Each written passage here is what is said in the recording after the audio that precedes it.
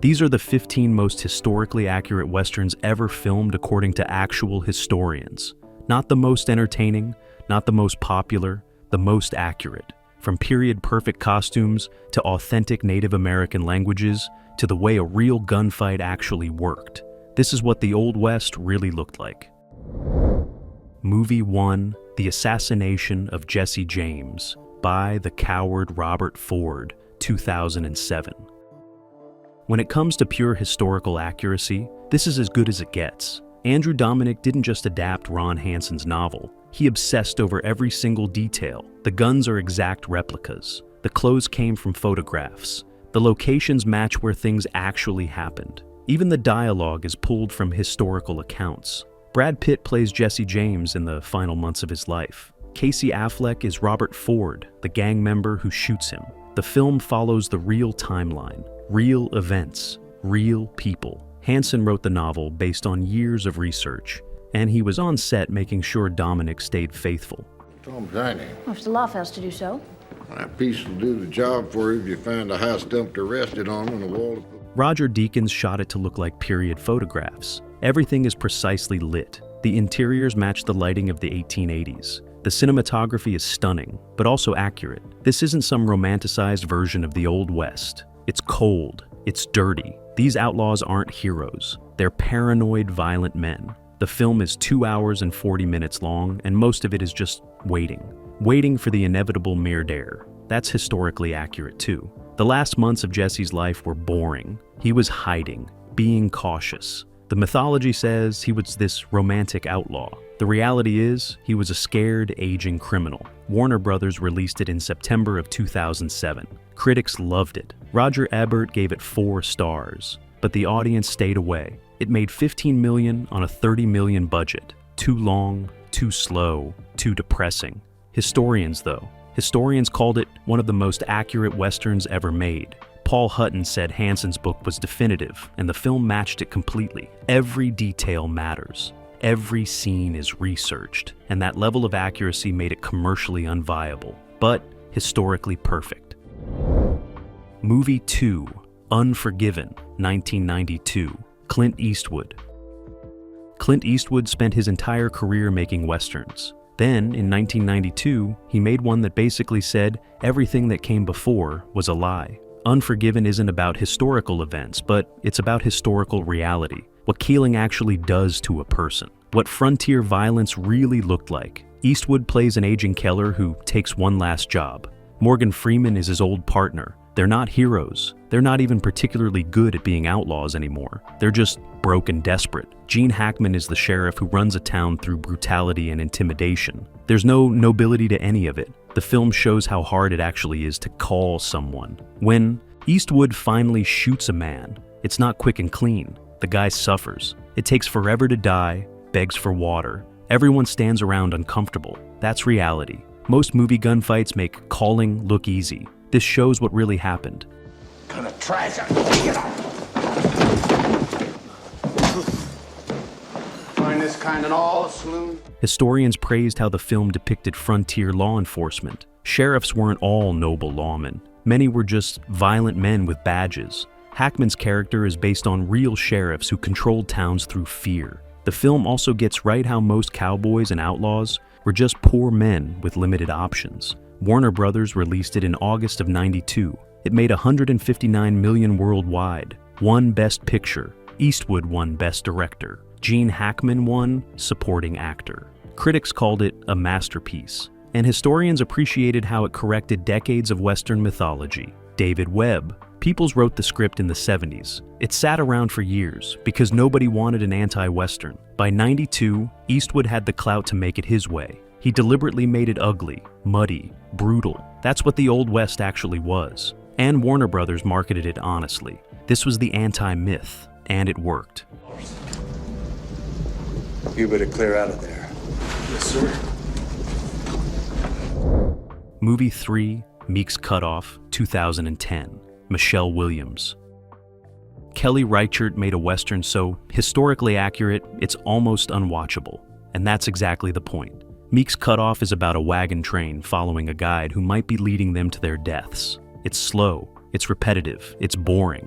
That's what a real pioneer journey was like. The film is shot in a square Academy ratio.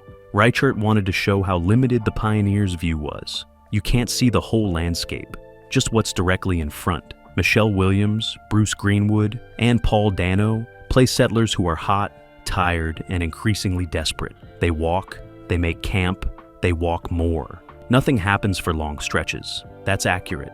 Pioneer journeys were tedious, days of nothing followed by brief moments of panic. The film captures that rhythm perfectly. Reichert researched diaries from the Oregon Trail. She copied the daily routines, the way people rationed water, how they dealt with dust and heat. The costumes by Vicki Farrell are perfect, worn, dirty, practical.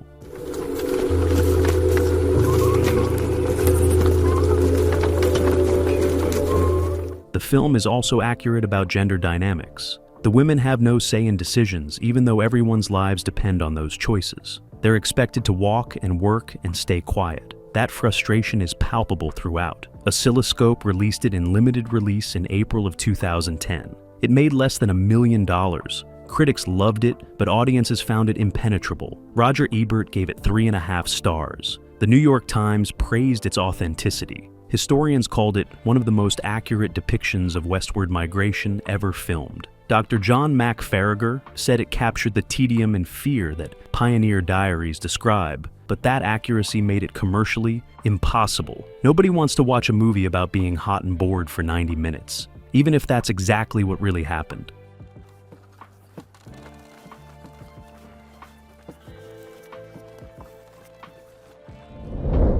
Movie 4, The Homesman, 2014. Tommy Lee Jones, Hilary Swank. Tommy Lee Jones directed a Western about something most Westerns ignore completely: mental illness on the frontier, the isolation, the trauma, the way the frontier broke women in particular. The Homesman is brutal and historically accurate, and almost nobody saw it. Hilary Swank plays a spinster homesteader who volunteers to transport 3 women who've gone insane back east. Jones plays a claim jumper who helps her. The 3 women have been broken by frontier life. One lost her children. Another was repeatedly. The third just couldn't handle the isolation. They're not romanticized. They're genuinely mentally ill. The film is based on a Glendon Swarthout novel, and Jones researched frontier mental illness extensively. Women went insane at alarming rates on the plains. The isolation was crushing. The work was endless. Many just broke. Asylums back east were full of frontier wives who couldn't take it anymore. The film shows this honestly. The conditions, the violence, the sexual assault that was common, the way society failed these women completely. Jones doesn't flinch from any of it. The cinematography by Rodrigo Prieto is beautiful, but the content is horrifying.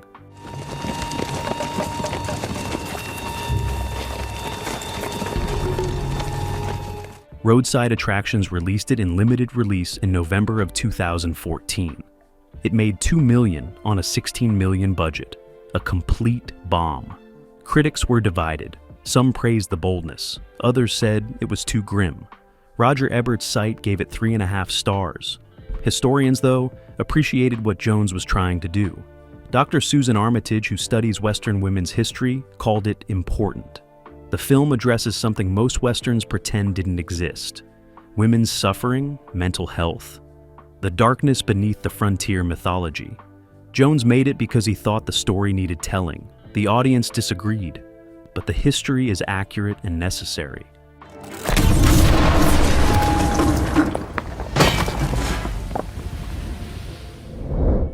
Movie 5, McCabe and Mrs. Miller, 1971, Warren Beatty. Robert Altman made a Western in 1971 that looks nothing like other Westerns. It's muddy, it's cold. You can see people's breath. The town isn't some carefully constructed Hollywood backlot. It's unfinished, half-built. That's what frontier towns actually looked like. Warren Beatty plays a gambler who sets up a brothel in a Pacific Northwest mining town. Julie Christie is the madam, who actually knows how to run it. The film is about capitalism and how the frontier was really just a business opportunity for most people. No heroes, no villains, just people trying to make money in terrible conditions. Altman shot it in British Columbia in the winter. It's really cold, real mud. The town set they built looks authentic because it's incomplete. Roofs are being put on while people live there. The saloon isn't glamorous, it's cramped and dark. Everyone's wearing practical, dirty clothes. Costume designer Ilse Richter made everything look worn and used. The dialogue is deliberately mumbly. People talk over each other. Altman wanted it to sound real, not like movie dialogue. The score by Leonard Cohen is anachronistic, but the visuals are dead on accurate for an 1890 frontier town. Yeah? Is there something I can do for you? Warner Brothers released it in June of '71. Critics were divided. Pauline Kael loved it. Others found it too unconventional. At the box office, it did okay, but not great. Made about $9 million on a $3.5 million budget. Over time, it's been recognized as one of the great anti-westerns, and historians appreciate how accurately it depicts frontier business and daily life. This wasn't noble pioneering, it was just capitalism in the wilderness. Cold, muddy, unglamorous capitalism. Altman captured that perfectly, even if audiences at the time didn't quite know what to make of it. Will you have a cold pudgy? Movie 6, The Revenant, 2015. Leonardo DiCaprio. Alejandro Gonzalez.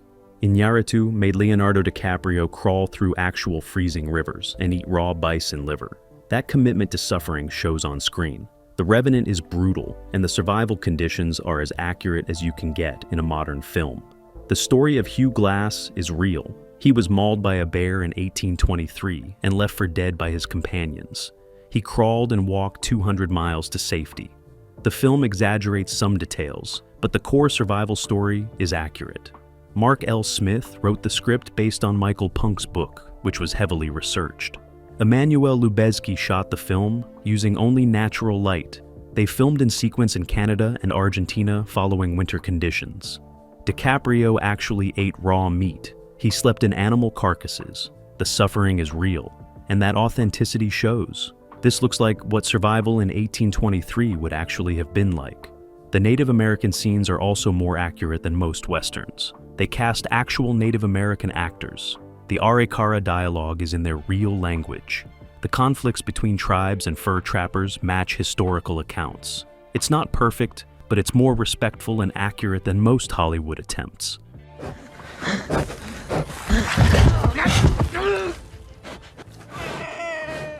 Fox released it in limited release in December of 2015, before going wide in January. It made $533 million worldwide. DiCaprio finally won his Oscar. Iñárritu won Best Director. The film was a massive hit.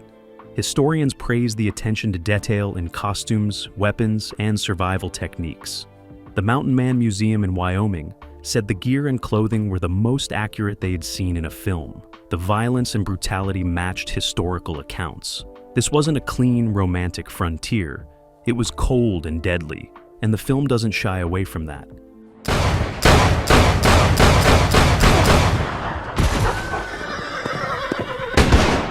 Movie 7, Open Range, 2003. Kevin Costner, Robert Duvall. Kevin Costner made an old-fashioned Western in 2003 that actually gets the details right. Open Range is about free-range cattlemen in the 1880s and the conflicts with town folk and ranchers. The history is solid, and the big gunfight is one of the most realistic ever filmed. Robert Duvall plays a former Confederate officer who leads a small cattle operation. Costner is his partner. They're free grazers who move cattle across open range. This practice existed but was dying out in the 1880s as land got fenced. The film accurately depicts the tension between free grazers and established ranchers. Costner directed, and he obsessed over period accuracy.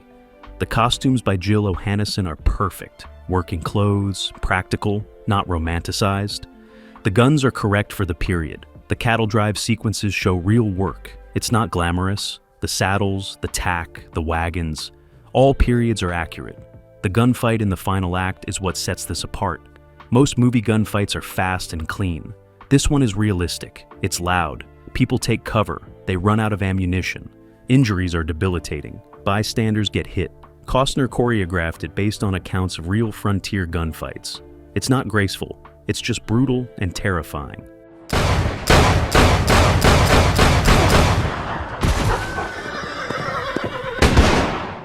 Touchstone released it in August of 2003. It made $68 million on a $22 million budget. Decent, but not huge. Critics praised the craftsmanship. Roger Ebert gave it 3.5 stars. Audiences who saw it liked it, but it wasn't a major event. Historians and Western history buffs appreciate how accurate it is. The Texas State Historical Association praised the depiction of open-range cattle practices. Gun experts noted how realistic the final shootout was. Costner made an authentic Western at a time when the genre was dead, and it shows real respect for history. Movie 8, Hostiles, 2017, Christian Bale.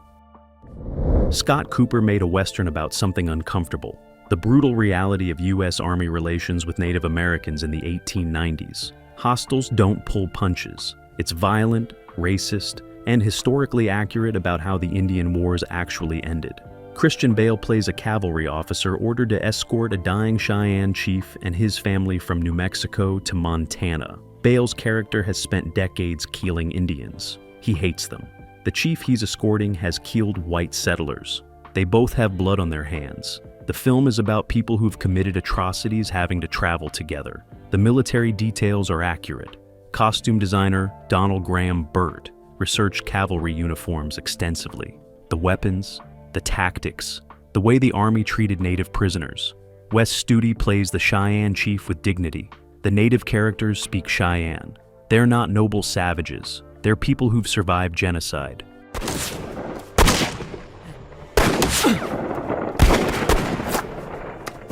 The violence in the film is brutal. Scalping, torture, massacres. This matches historical accounts of the period. Both sides committed atrocities. Cooper doesn't romanticize either. He just shows the horror of frontier violence honestly. Entertainment Studios released it in limited release in December of 2017 before going wider in January. It made $35 million on a $40 million budget. A flop. Critics were divided. Some praised the honesty. Others said it was too grim. The audience that did see it found it hard to watch. Historians noted the accuracy. The uniforms, the military procedures, the escort detail matches real Army protocols from the period. Dr. Paul Hutton said it was one of the more honest depictions of Army-Indian relations. But that honesty made it commercially difficult. Nobody wants to watch a film about mutual atrocities, even if that's what really happened.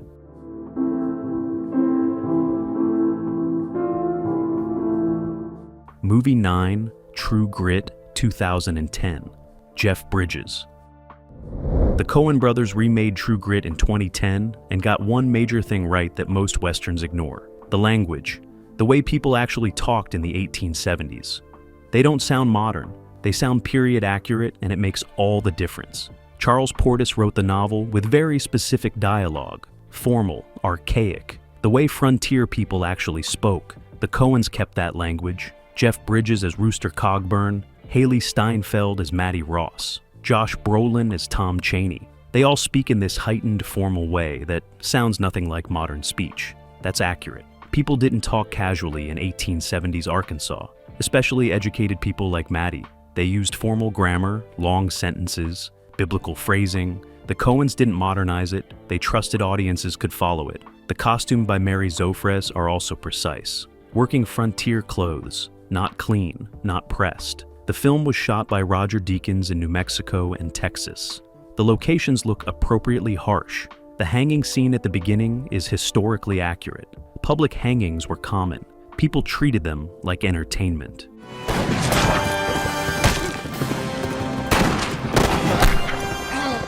The legal system depicted is also accurate. U.S. Marshals operating in Indian Territory, the way bounties worked, the jurisdiction issues. The Coens got all of it right. The violence is sudden and unglamorous, just like real violence. Paramount released it in December of 2010. It made $170 million domestically, a genuine hit. Critics loved it. Roger Ebert gave it 3.5 stars. The film got 10 Oscar nominations, including Best Picture. Historians praised the attention to detail, the language, the legal procedures, the depiction of Fort Smith and Judge Parker's court, all accurate. The Coens made a commercially successful Western that didn't compromise on historical authenticity. That's rare. Usually you have to choose between accuracy and box office. They manage both. Some shiny. Well, if the law fails to do so. That piece will do the job for you if you find a house dumped or arrested on and a wall. Movie 10, The Searchers, 1956, John Wayne. John Ford made The Searchers as mythology, not documentary. But despite the Hollywood treatment, it gets one big thing historically accurate: racism, the racial hatred that defined frontier conflicts. Ford doesn't sugarcoat it. John Wayne's character is a virulent racist, and the film doesn't apologize for showing that. Wayne plays Ethan Edwards, a Confederate veteran searching for his niece who was kidnapped by Comanches. He doesn't want to rescue her. He wants to coal her because she's been contaminated by living with Indians. That racism was real. Many white settlers did consider women captured by Indians to be ruined. The film shows this ugliness directly. The landscape is also accurate. Ford shot in Monument Valley, which isn't where the story takes place, but captures the scale of the Southwest. The Comanche attacks depicted match historical accounts. The brutality on both sides. Ford doesn't make the Indians one-dimensional villains. He shows them as people defending their land. You all right, Desby? Yeah, come on. The film is racist in its own way. The Comanche characters are played by white actors in makeup. That's inexcusable. But the racial attitudes it depicts are historically accurate for the 1860s. White settlers' hatred of Native Americans. The desire for extermination. Ford shows that honestly.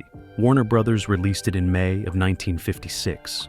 It made $4.5 million on a $3.75 million budget. A hit. Critics praised it. It's now considered one of the greatest westerns ever made. Historians give it credit for showing frontier racism honestly, even if the production itself was problematic. The hatred between whites and Native Americans that the film depicts was real. Most 50s westerns either ignored it or made it one-sided. Ford at least showed it was mutual and horrifying. Within the limitations of 50s Hollywood, that was something.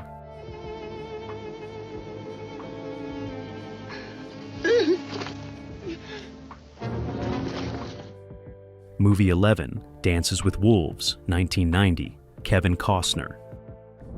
Kevin Costner made a 3-hour western where significant portions are in Lakota with subtitles. That alone makes Dances with Wolves historically significant. Hollywood had never treated Native American culture with this much respect before. Costner plays a Union soldier who befriends a Lakota tribe during the Civil War. The film shows Lakota daily life in detail. Their ceremonies, their hunting practices, their social structures. Doris Leader Charge was the Lakota language consultant, and she made sure everything was accurate. The actors learned actual Lakota, not some Hollywood approximation. Real language. The buffalo hunt sequence is famous and historically accurate. That's how Plains Indians hunted buffalo. The weapons, the tactics, the coordination. Costner shot it with real buffalo and stunt riders. It's spectacular and authentic. The costumes by Elsa Zamparelli were researched extensively. Every piece of clothing, every weapon, every piece of equipment matches museum pieces from the 1860s. The tips are correct. The camp layout, the way the tribe moves seasonally, all accurate. Where the film stumbles is making Costner the hero. The white savior narrative is historically problematic, but the cultural details are solid. Historians and Native American consultants praise the authenticity of the Lakota portrayal, even while criticizing the white-centric story. Hey! God! Go home! Orion released it in November of 1990. It made $424 million worldwide, won 7 Oscars, including Best Picture and Best Director for Costner. It was a phenomenon. Audiences had never seen Native Americans depicted like this, with language, with culture, as people. The impact was huge. Native American actor Wes Studi said it changed how Hollywood cast Native roles. Not perfectly, but it opened doors. And the Lakota language consultant said having their language on screen in a major film was historic. Cultural accuracy matters even if the narrative is flawed.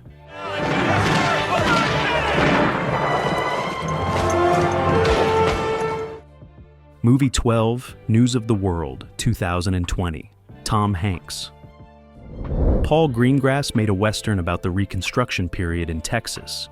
That's rare. Most Westerns skip from the Civil War to the 1880s. News of the World shows 1870, the chaos, the violence, the collapse of order in the South after the war. Tom Hanks plays a former Confederate officer who travels town to town reading newspapers to people who can't read. That profession existed. Newsreaders were common on the frontier. Information traveled slowly. Literacy was limited. People paid to hear the news read aloud. The film gets this detail right. The costume design by Mark Bridges is precise. This is Reconstruction-era clothing, not fancy, worn, Confederate soldiers wearing pieces of their old uniforms mixed with civilian clothes. That happened. Hanks's character still has his Confederate coat. He's not hiding his past. That's accurate for Texas, where Confederate sympathies remain strong. Well, they passed. She's a gunfighter. The violence is also period accurate. Frontier Texas in 1870 was lawless. Bandit gangs, vigilantes, Native American raids. The film shows multiple types of frontier violence. The gunfight with the Kiowa trafficking ring is brutal and realistic. No quick draws, just desperate people shooting at each other. Universal released it in December of 2020, simultaneously in theaters and on streaming due to COVID. It made $12 million in theaters, but streaming numbers were strong. Critics gave it good reviews. Roger Ebert's site gave it 3.5 stars.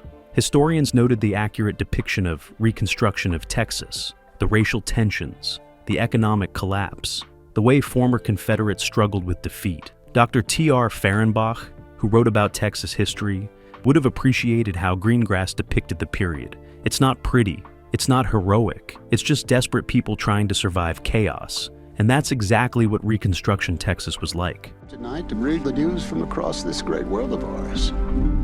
So they pay you to tell stories.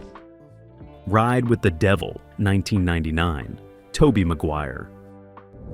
Ang Lee made a Civil War Western about guerrilla warfare on the Missouri-Kansas border. Ride with the Devil is one of the most historically accurate films about border warfare ever made. And almost nobody saw it. The film stars Tobey Maguire and Skeet Ulrich as young Confederate bushwhackers in Missouri. Jeffrey Wright plays a former slave fighting for the Confederacy. That happened. The Missouri-Kansas border was chaotic during the Civil War. Guerrilla bands on both sides committed atrocities. The film doesn't romanticize any of it. The costumes by Myrat Allen are perfect. Guerrillas didn't wear uniforms. They wore civilian clothes, long coats, hats, whatever they could find. The weapons are accurate. Period revolvers, cavalry sabers. The raid on Lawrence, Kansas, that's depicted actually happened in August of 1863. Quantrill's raiders culled almost 200 men and boys. The film shows it. Lee filmed in Kansas and Missouri. The locations are correct. The winter camps, the farmhouses, the way guerrillas lived hand to mouth, relying on sympathetic farmers. The violence is sudden and brutal. No glory, just murder. It is for me.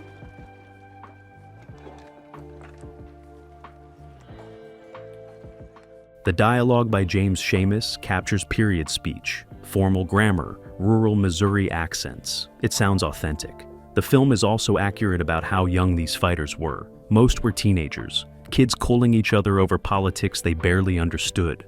Universal released it in limited release in November of 1999. It made $600,000, a catastrophic bomb. Critics were mixed. Roger Ebert gave it 3.5 stars, but audiences ignored it completely. Historians praised it. The Lawrence Massacre depiction, the guerrilla tactics, the moral ambiguity. Dr. Thomas Goodrich, who wrote about border warfare, called it the most accurate film about the subject. But accuracy doesn't sell tickets. Universal buried it after the poor opening, and it disappeared. We can't hold them from here! They're fast force! We'll kill them yet! We just had... Appaloosa, 2008. Ed Harris, Viggo Mortensen. Ed Harris directed himself and Viggo Mortensen in a western about town marshals in the 1880s. Appaloosa gets the job right. How frontier law enforcement actually worked, what marshals did, how they got paid, the politics of keeping order in a violent town. Harris and Mortensen play marshals hired by a New Mexico town to deal with a rancher played by Jeremy Irons, who's terrorizing everyone. This setup is historically accurate. Towns hired marshals on contract. They paid them. If they didn't do the job, they got fired. It was business, not noble law enforcement. The script by Harris and Robert Knott is based on a Robert Parker novel, Parker researched frontier law enforcement. The film shows how marshals operated. They weren't deputized by federal authorities. They were local hires. They had to bring in tax revenue through fines. They got a cut. It was a job. The guns and costumes are period accurate. The way the marshals dress, the revolvers they carry, the shotguns. The film doesn't fetishize the weapons, but they're correct for the 1880s. The town set looks right. Not too clean, not too run down, just functional.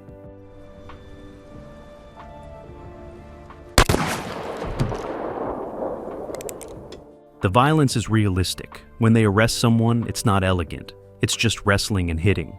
The final shootout is quick and anticlimactic. That's accurate. Most gunfights were over in seconds. No prolonged duels. Just somebody got shot and it was done. Warner Brothers released it in September of 2008. It made $25 million on a $20 million budget. Barely broke even. Critics liked it. Roger Ebert gave it 3 stars. But audiences weren't interested in a low-key martial western. Historians appreciated the accurate depiction of frontier law enforcement, the way town marshal systems worked, the business aspect of keeping order. Harris made an authentic western about actual police work, and Warner Brothers had no idea how to market that.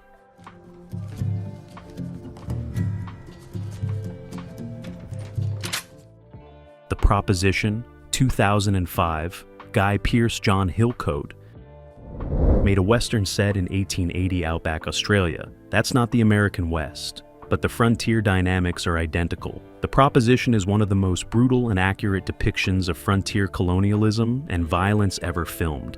Guy Pearce plays an outlaw given a proposition by a captain, played by Ray Winstone. Cale, his older brother, or his younger brother, hangs. The film is about cycles of violence, colonial brutality. The way frontier law was really just organized violence against the native population. Nick Cave wrote the script, and he didn't romanticize anything. The outback is harsh. The violence is horrifying. The British colonizers are trying to impose civilization, but they're just as savage as the outlaws they're hunting. The treatment of Aboriginal people is historically accurate and stomach-turning. They're hunted, called, treated as less than human. The costumes and production design are perfect. This is what frontier Australia looked like. Dust, blood, flies everywhere. The cinematography by Benoit Delhomme makes it look hellish. Beautiful, but hellish. The violence is sudden and graphic. A whipping scene is almost unwatchable, but it's accurate.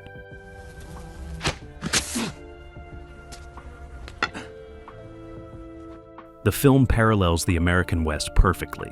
Same violence, same colonialism, same attempts to bring order through brutality, just different geography. Historians of Australian colonial history praised how accurate it was, the treatment of Indigenous people, the frontier justice system, the cycle of revenge. First Look released it in limited release in October of 2005. It made $5 million worldwide. Nobody saw it, critics praised it. Roger Ebert gave it 3.5 stars, but it was too violent and too bleak for mainstream audiences. It's developed a cult following. People who love brutal, honest westerns worship it. And historians note how it accurately depicts frontier violence without American Western mythology. The Proposition shows what frontier colonialism really looked like, and it's not pretty. Hush. Most westerns lie. They romanticize gunfighters. They make the frontier look noble and clean. They turn coalers into heroes and ignore the mud, the disease, the reality of what actually happened out there. But these 15 films got it right. Andrew Dominic obsesses over every detail of Jesse James's demise. Kelly Reichardt makes a western so boring it captures actual pioneer tedium. Tommy Lee Jones showing the mental illness crisis. Clint Eastwood proving calling isn't heroic. Kevin Costner teaching audiences Lakota. Ong Lee filming actual guerrilla warfare. The clothes were right. The guns were right. The language was right. The violence was brutal and unglamorous. The racism was shown honestly. Daily life was tedious and hard. These filmmakers chose accuracy over entertainment, and most of them paid for it at the box office. But history matters. This is what the Old West really was. Not John Wayne riding off into the sunset. Just desperate people trying to survive in brutal conditions.